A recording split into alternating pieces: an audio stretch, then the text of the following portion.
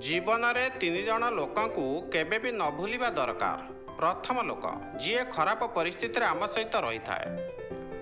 द्वितीय लोक जी खराब परिस्थिति आमको छाड़ी चली जाए।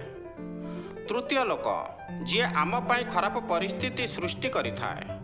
दिने सुना लुहा को पचारिला, आम दुई जन को लुहार हाथुड़े पिटा जाउछि, किंतु तू चिल्लाउछु काहेकि? लुहा सुना को कहिला, जेतेबेले निज लोक निजको मारे कष्टटा बहुत हुए। जीवन में भल लोक खोजार आवश्यकता नहीं, निजे भल होईगले दुनिया निश्चिंत भल हो। जदि दरकार पड़िले लोक आमको खोजुचंती तो दुख करिवार आवश्यकता नहीं, कारण महामवती को लोक अंधकार हेले ही खोजी थांती।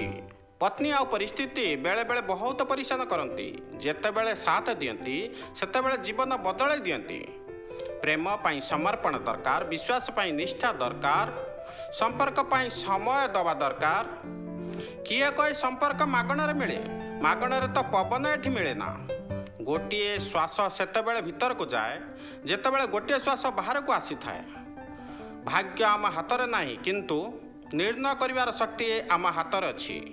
भाग्य आम निर्णय को बदल दे पारिबो नहीं, आम निर्णय भाग्य को बदल पारिबो। युवक भविष्यत को नहीं बंचे, भविष्यतर कल्पना जल्पना करे। वृद्ध व्यक्तिटीए अतीत को नहीं बंचे, आउ शिशुटीए वर्तमान को नहीं बंचे।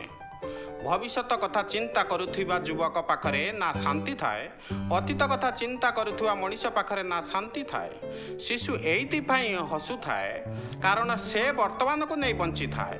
अतीत आउ भविष्यत को भूली वर्तमान को ठीक करदेले जीवन सुंदर हो जाए।